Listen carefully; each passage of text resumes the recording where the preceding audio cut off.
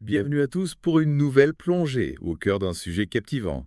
Ah oui, Aujourd'hui, on s'attaque à l'univers des semi-conducteurs et de l'intelligence artificielle. exactement. Un domaine en pleine explosion où innovation rime avec compétition. En effet, c'est un secteur qui évolue à une vitesse incroyable. Tout à fait. Chaque jour apporte son lot de nouveautés Mhm. et les enjeux économiques sont colossaux. Et au milieu de cette révolution technologique, on retrouve AMD, Oui. Advanced Micro Devices, souvent perçu comme l'outsider, Hmm, face au géant Nvidia. oui, Vous nous avez d'ailleurs envoyé plusieurs articles sur AMD et son potentiel dans l'IA. absolument. Et c'est justement ce qui nous intrigue aujourd'hui. Oui, AMD a-t-il réellement les moyens de bousculer l'ordre établi et de devenir un leader dans ce domaine au cours de la prochaine décennie?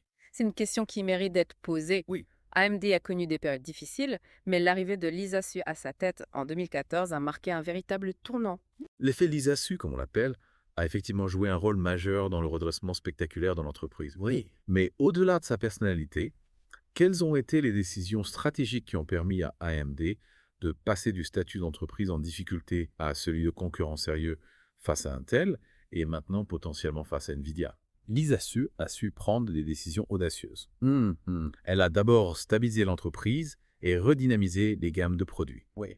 Mais le point clé de sa stratégie réside sans doute dans les acquisitions stratégiques qu'elle a orchestrées.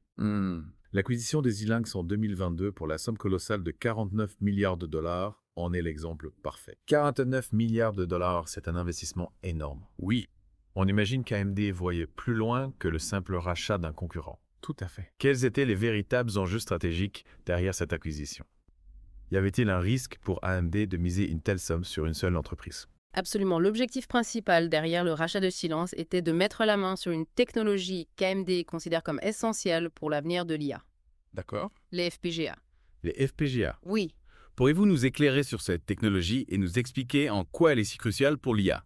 avec plaisir, les FPGA ou Field Programmable Gate Arrays sont des puces électroniques reprogrammables. D'accord. Leur particularité est de pouvoir être configurées pour exécuter des tâches très spécifiques et ce, avec une efficacité remarquable. Donc, si je comprends bien, les FPGA ne sont ni des processeurs traditionnels, CPU, ni des cartes graphiques, GPU, Est-ce exact? mais une troisième voie qui offre une flexibilité unique. Oui, Pourrions-nous avoir un exemple concret d'application des FPGA dans le domaine de l'IA? tout à fait. Imaginez par exemple une voiture autonome qui doit prendre des décisions en temps réel pour éviter un obstacle.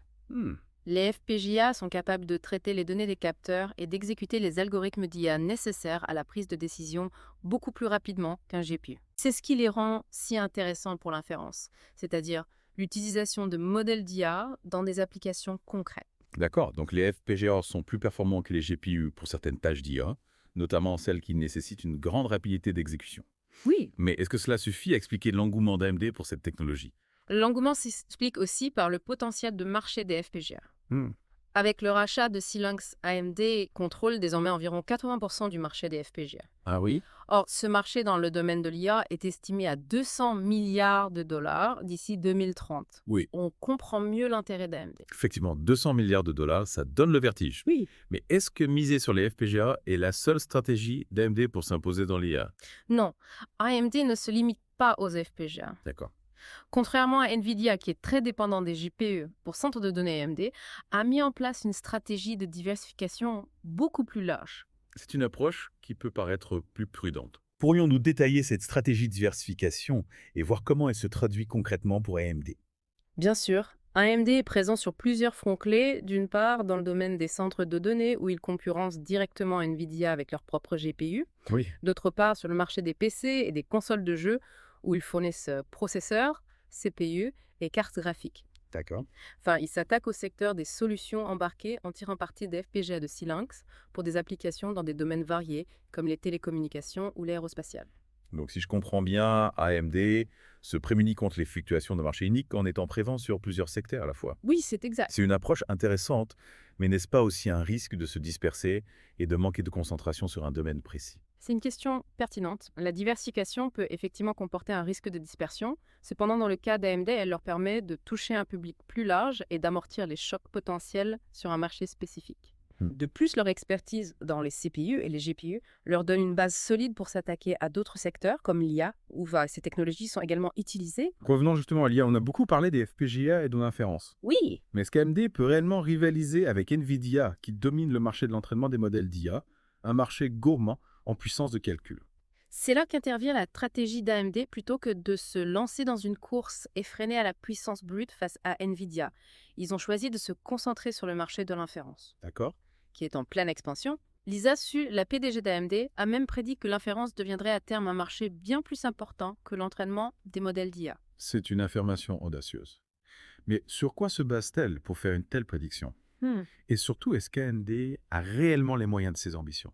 Lisa, CESU se base sur une tendance de fond, la démocratisation de l'IA, de plus en plus d'applications dans des domaines très variés utilisent des modèles d'IA pré-entraînés. Ces applications n'ont pas besoin de la puissance brute nécessaire à l'entraînement, mais plutôt de solutions d'inférence performantes, économes en énergie et facilement intégrables. Hmm. C'est précisément ce que proposent les FPGA d'AMD. D'accord, je vois mieux l'idée. Mais est-ce que ce ne sont que des paroles? Est-ce qu'AMD a déjà des résultats concrets à montrer sur le marché de l'inférence? AMD ne se contente pas de promesses. Ils attirent déjà l'attention de géants du numérique comme Meta et Microsoft qui testent leurs nouvelles puces d'IA dédiées à l'inférence. C'est un signe encourageant qui montre que la stratégie d'AMD porte ses fruits. C'est effectivement un signal positif.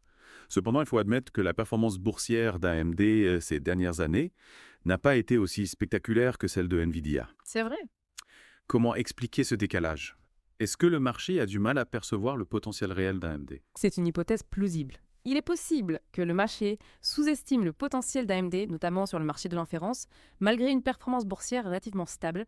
AMD a enregistré des améliorations significatives sur le plan financier avec une augmentation de ses marges bénéficiaires. On a donc d'un côté une entreprise qui affiche des résultats financiers solides et de l'autre une performance boursière qui stagne. Oui. N'y a-t-il pas une contradiction? Comment l'expliquer? La bourse est parfois déconnectée de la réalité des entreprises. Il est possible que les investisseurs soient encore prudents vis-à-vis d'AMD qui a longtemps été dans l'ombre d'Intel et de Nvidia. La différence de capitalisation boursière entre AMD, 270 milliards de dollars, et Nvidia, 3 billions de dollars, est d'ailleurs assez saisissante. C'est un écart énorme. Si AMD parvient à s'imposer sur le marché de l'inférence, est-ce que sa valorisation pourrait rattraper son retard sur Nvidia? C'est une possibilité si AMD réussit à capter ne serait-ce qu'une fraction du marché de l'inférence estimé à 200 milliards de dollars, leur valorisation pourrait effectivement exploser. Imaginez si AMD capturait 10% de ce marché, on parlerait d'une augmentation de revenus potentiels de 20 milliards de dollars. 20 milliards de dollars, ça change la donne. Mais attention, on sait que les marchés financiers sont imprévisibles. Quels sont les risques et les défis auxquels AMD doit faire face pour concrétiser son ambition? Bien sûr, parlons des défis. Le premier défi, et non des moindres, c'est le risque d'exécution. L'intégration de Belensless est une opération complexe qui demande du temps et des ressources. AMD doit réussir à harmoniser les cultures d'entreprise, les processus de développement et les technologies des deux entités. Tout cela en continuant à innover et à sortir de nouveaux produits. C'est un véritable défi de jongler entre l'intégration d'une nouvelle structure et le maintien d'un rythme d'innovation soutenu. Mais au-delà de ce défi interne, quelle est la menace représentée par la concurrence, notamment par Nvidia, qui reste un acteur dominant dans l'IA? Nvidia est un concurrent redoutable. C'est indéniable. Ils ont une longueur d'avance sur le marché des GPU pour l'IA et bénéficiant d'un écosystème logiciel très solide avec une large communauté de développeurs, AMD doit redoubler d'efforts pour rattraper son retard sur ce point et convaincre les développeurs d'adopter ces plateformes. Convaincre les développeurs, c'est la clé. Mais comment AMD peut-il s'y prendre face à un acteur aussi puissant que Nvidia? Est-ce que la stratégie de diversification dont on a parlé tout à l'heure peut jouer un rôle dans cette bataille? Absolument, la diversification d'AMD, et notamment dans le domaine des solutions embarquées, peut être un atout majeur. En effet, de nombreux secteurs comme l'automobile, l'aérospatiale ou la robotique ont besoin de solutions d'IA embarquées performantes et économes en énergie. C'est un marché en plein essor sur lequel AMD peut se positionner comme un leader grâce à ses FPGA et ses solutions logicielles. Donc la diversification d'AMD, initialement perçue comme un moyen de se prémunir contre les fluctuations d'un marché unique, pourrait finalement devenir un avantage concurrentiel face à Nvidia, qui est plus focalisé sur le marché des centres de données. C'est une possibilité, oui. Tout dépendra de la capacité d'AMD à exécuter sa stratégie et à convaincre les développeurs de l'intérêt de ces solutions. Il ne faut pas oublier non plus les facteurs macroéconomiques qui peuvent avoir un impact important sur le secteur de l'IA, Un ralentissement économique global, par exemple, pourrait entraîner une baisse des investissements dans l'IA, ce qui affecterait tous les acteurs du secteur, y compris AMD.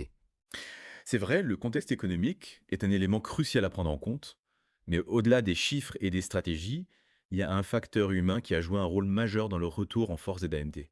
Lisa Zacchio, on a beaucoup parlé de son leadership, de sa vision, mais qu'est-ce qui fait d'elle une figure aussi marquante dans l'univers de la technologie? Lisa Su incarne une nouvelle génération de leaders dans le secteur technologique. Elle est à la fois visionnaire, audacieuse et pragmatique.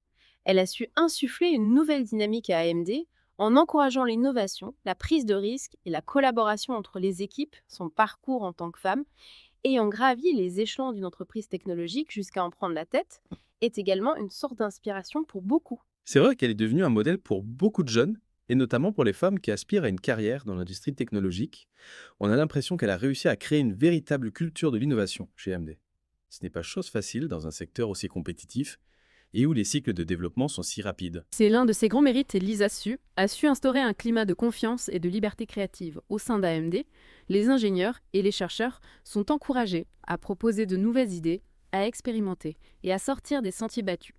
C'est cette approche qui a permis à AMD de développer des produits aussi innovants que les processeurs Ryzen, les cartes graphiques Radeon et les solutions basées sur les FPGA de Xilinx. En parlant de Xilinx, le rachat de cette entreprise pour près de 50 milliards de dollars était un pari audacieux de la part de Lisa Su. Avec le recul, peut-on dire que ce pari est en train d'être gagné? Il est encore trop tôt pour le dire. Avec certitude, l'intégration de Xilinx est en cours et les premiers résultats sont encourageants. Les FPGA apportent à AMD une expertise unique dans un domaine clé pour l'avenir de l'IA.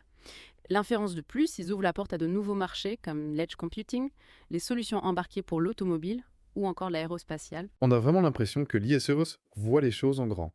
Elle ne se contente pas de suivre les tendances du marché, elle anticipe les besoins futurs et s'efforce de développer les technologies qui vont façonner le monde de demain. C'est exactement ça, Lisa.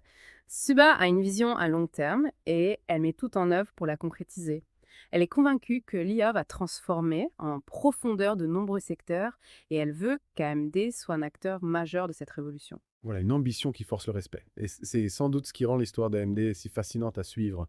C'est une entreprise qui ose défier les géants, qui n'a pas peur de prendre des risques et qui a le potentiel de changer le monde. Absolument, l'innovation et la vision sont les moteurs de l'industrie technologique et AMD, sous la direction de Lisa, Su semble bien armée pour continuer à bousculer l'ordre établi et à façonner l'avenir. Merci pour cette analyse passionnante. On arrive au terme de notre plongée dans l'univers d'AMD. J'espère que vous avez apprécié cette exploration autant que nous. Est-ce qu'AMD est réellement un outsider prêt à détrôner le géant Nvidia ou est-ce que le marché a raison de rester prudent? Laissez-nous vos réflexions dans les commentaires et on se retrouve très bientôt pour une nouvelle plongée au cœur de l'innovation technologique.